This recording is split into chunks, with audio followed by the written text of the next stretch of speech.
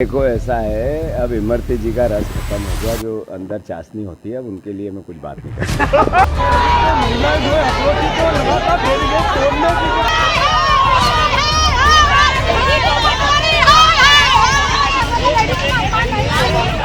के नाते मुझे उसको बोलने में भी शर्म आ रही है, घृणा आ रही है। जी का कितना गंदा भाषा बोल करके मुझे तो बोलने में शर्म आता है। पाले बड़ी बहन है मेरी, और उनकी बड़ी बहन माँ जैसी होती है।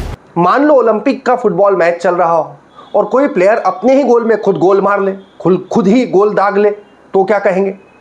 सियासत में ये काम जुबान करती है और मौजूदा चुनावी परिदृश्य में, मध्य प्रदेश के परिदृश्य में ये कारनामा कर दिया है प्रदेश अध्यक्ष जीतू पटवारी ने।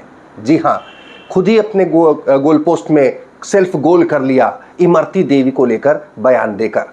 जी हाँ, इमरती देवी को लेकर जीतू पटवारी के जिस बयान को लेकर पूरे प्रदेश में बवाल मचा है, उसके सियासी मायने क्या है। और ऐसे ही एक मसले पर कोई बहुत लंबा वक्त नहीं हुआ है, लेकिन कांग्रेस बैकफुट पर आई थी। कांग्रेस के लीडर के उन्हीं इमरती देवी को लेकर, बयान को लेकर, इसका बहुत ही बारीकी के साथ सियासी विश्लेषण करेंगे और कैसे बीजेपी ने इस मुद्दे को लपका है, इस पर बात करेंगे। नमस्कार, मैं हूं भुवनेश सेंगर। नहीं जुड़े तो जुड़ जाइए, आपसे गुजारिश है।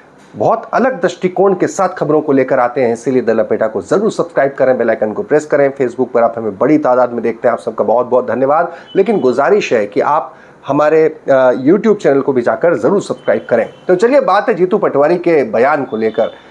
जग विदित है कि उन्होंने इमरती देवी को लेकर क्या बयान दिया, एक बार फिर सुन लीजिए। सहयोग कर रही हैं, बड़ा मदद की बातें कर रही हैं, उनके ऑडियो कई वायरल हो रहे हैं। देखो ऐसा है, अब इमरती जी का रस खत्म हो गया। जो अंदर चाशनी होती है, अब उनके लिए मैं कुछ बात नहीं कर ठंडे पड़े चुनाव में बीजेपी को सूझ ही नहीं रहा था कोई मुद्दा या मसला। राष्ट्रीय मसले जरूर थे, लेकिन वो मध्य प्रदेश के लिहाज से उतना असर डाल नहीं रहे थे।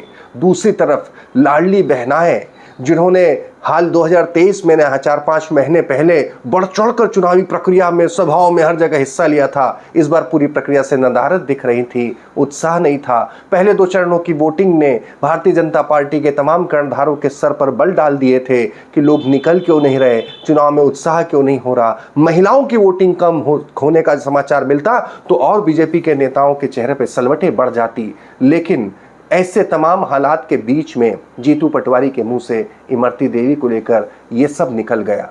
इमरती देवी में उनके मुंह से निकल गया कि इमरती देवी में रस नहीं रहा। उनके मुंह से निकलना था कि बीजेपी को इसी बात में चुनावी रस नजर आ गया।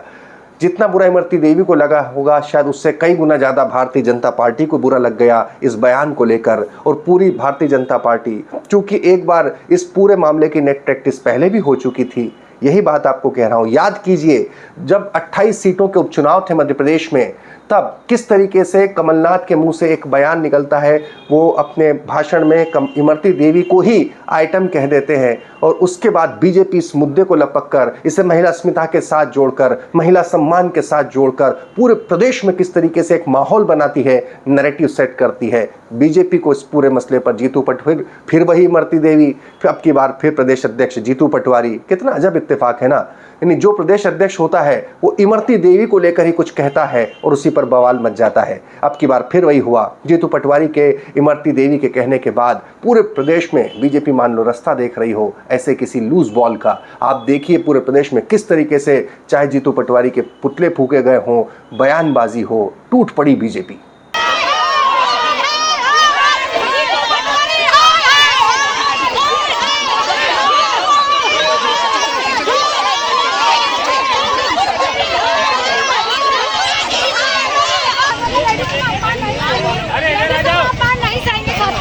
अरे यहाँ पे है नहीं वो आदमी, तो कहाँ यहाँ नहीं है।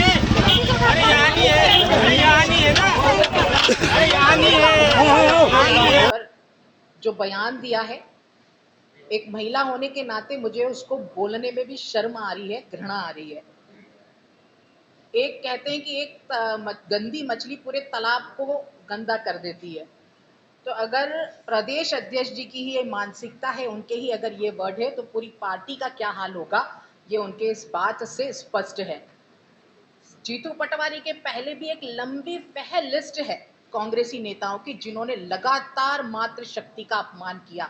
हम सब जानते हैं, दिग्विजय सिंह जी टच माल बोलते हैं तो कमलनाथ जी आइटम बोलते हैं, और अब ये जीतू पटवारी जी रस ढूंढने में लगे हुए हैं। ये सिर्फ इमरती देवी जी का अपमान नहीं है, भारत की एक एक नारी का अपमान करने का काम किया है। रावण ने भी माता सीता का अपमान किया था तो उसका विनाश का कारण बना था। अब आगे मैं क्या बोलूं, आप लोग के सामने स्पष्ट है उनकी मानसिकता, उनकी गंदी सोच सिर्फ जीतू पटवारी नहीं, पूरी कांग्रेस पार्टी की हम सबके सामने आई है। विधानसभा चुनाव में भी जीतू पटवारी ने जो बोला था आप सब जानते हैं। बहनों के बारे में भरी सभा में, बड़े लोगों के बीच में उन्होंने इतनी गंदी बात कही थी कि बहनें बिक जाती है और पैसे लेकर अपने वस्त्र में रखती है। मुझे बोलना भी, मैं क्या मतलब, इतने विवादित और इतने गंदे बयान कि मुझे बोलने में भी शर्म आ रही है। हम सब घोर निंदा करते हैं जीतू पटवारी जी की, और उनको नारी अपमान करने का कोई अधिकार नहीं है हमारे देश को। लेकिन मुझे बड़ा दुख होता है कांग्रेस के नेता जिस ढंग से महिलाओं बहनों के लिए बात करते हैं, ये उनके लिए डूब मरने के बराबर है। और अब कहाँ गई प्रियंका जी जो कह रही कि मैं लड़की हूँ, लड़ सकती हूँ। लड़े वो अपने वर्तमान के प्रदेश अध्यक्ष से, जो इमरती देवी जी का कितना गंदा भाषा बोल करके मुझे तो बोलने में शर्म आती है। ये महिलाओं का अपमान, ये कांग्रेस का चरित्र है। इनके बड़े नेता भी कमलनाथ जी महिलाओं को आइटम बताते थे। दिग्विजय सिंह जी की भाषा में टंच महल था। ये कांग्रेस के नेताओं की भाषा, जैसी दृष्टि वैसी सृष्टि। उम्मीद करता हूं कि तुरंत उनका अपने पद से इस्तीफा देना चाहिए और कांग्रेस को ऐसी कड़ी कार्रवाई करना चाहिए जो दिखे कि हाँ ये माता बहनों का इज्जत करना जानते हैं। लेकिन ये नहीं करेंगे, इनकी जो चरित्र है वो उसी तरह रहेंगे। मैं तो घोर निंदा करता हूँ उनके इस बयान की भी। उनके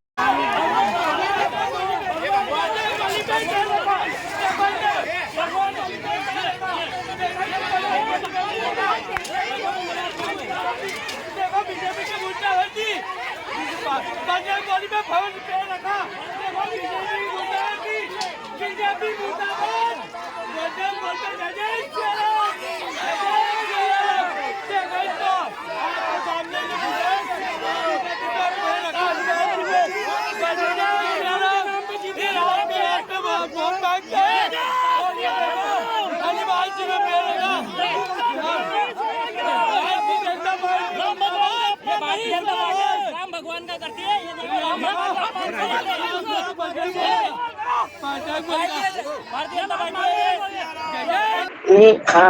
मैं आपको कहना चाहती हूँ भाई साहब कि जो कांग्रेसी लोग हैं उनकी भगवान से प्रार्थना करती हूँ कि उनको सद्बुद्धि दे। और एक दलित महिला, एससी की महिला, उसके बारे में ऐसा बोलना उन्हें शोभा नहीं देता। और मैं तो कहती हूँ कि मैं तो उनसे कुछ ऐसा ज्यादा नहीं बोलना चाहती हूँ। मैंने सदा उनने मेरे से बड़ी बहन कहा है तो मैं उनके साथ रही भी हूँ, लेकिन भगवान ने उनकी बुद्धि खराब कर दी है, इसलिए वो ऐसे बोल रहे हैं। और वो क्या बोल रहे हैं, वो तो अब छोटे हैं, प्रदेश अध्यक्ष जरूर बन गए, लेकिन एजेड उनके तो कमलनाथ जी आइटम कहते हैं, दिग्विजय सिंह टचिंग माल कहते हैं। तो ऐसे कांग्रेसी तो ऐसी भाषा बोलने का उपयोग करते हैं, लेकिन उन्होंने ऐसी भाषा बोलने का उपयोग नहीं करना चाहिए। हम महिलाओं को बाबा साहब ने जो अधिकार दिए हैं, हम उनके अधिकार से बाहर निकल रहे हैं और उनके ही संविधान से हमारी सारी महिलाओं को ये मिला है कि हम बाहर निकले, काम करें, चाहे बिजनेस करें, नेतागिरी करें, नौकरी करें। तो हमारी महिलाओं के ऊपर वो कांग्रेसी तो शुरू से ऐसे बोलते आए हैं, तो मैं उनसे चाहती हूँ कि भाई ऐसा ना बोले और इमरती के खिलाफ बोले जरूर है, लेकिन मैं एसपी नो जाऊंगी, उन पे एफआईआर कराऊंगी, मैं उन्हें छोड़ूंगी नहीं। एक बार बहुत है कि सुन लिया, कमलनाथ ने आइटम कह दिया था, लेकिन ये अब इतनी इमरती को इतनी सस्ती ना समझे, ऐसा ना समझे कि वे कभी भी कुछ बोल सकते हैं। मैं अब लड़ूंगी और मैं अपनी सरकार से भी कहूंगी कि मेरे साथ मुझे न्याय दो। जैसे कांग्रेसी जो अन्याय कर रहे हैं, मुझे न्याय मिलना चाहिए। हक्के बक्के से जीतू पटवारी आखिरकार सफाई देते नजर आए, माफी मांगते नजर आए। लेकिन माफी तो अगले दिन कमलनाथ ने तब भी मांग ली थी, लेकिन सियासत में एक बार जुबान से तीर निकला तो निकला, बयान निकला तो निकला, उसका असर हुआ तो हुआ। माफी सुनिए। कल मैं ग्वालियर था, वहाँ पर एक ऑडियो को लेकर मेरे से पत्रकारों ने सवाल किया जिसमें मेरी केवल भावना उस सवाल को टालने की थी। उस संदर्भ में मैंने जो वक्तव्य दिया उसको तोड़ मरोड़ कर उसको गलत संदर्भ में प्रस्तुत किया जा रहा है।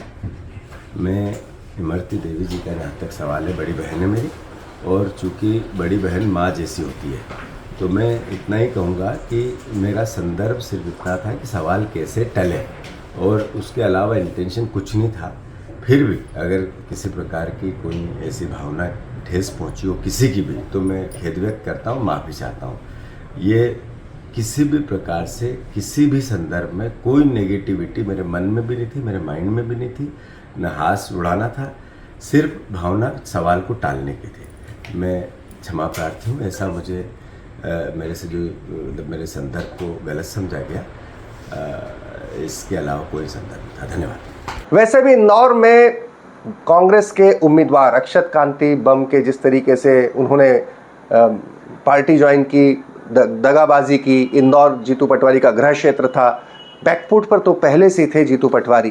दूसरी तरफ इमरती देवी को इस तरह का बयान देकर और कटघरे में आ गए, और इसी तरीके से भारतीय जनता पार्टी को बैठे बिठाए एक मुद्दा मिल गया।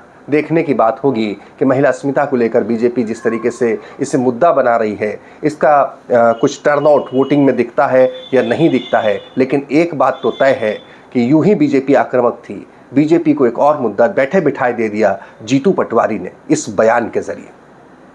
तमाम सियासी विश्लेषण के लिए द लपेटा को जरूर सब्सक्राइब करें।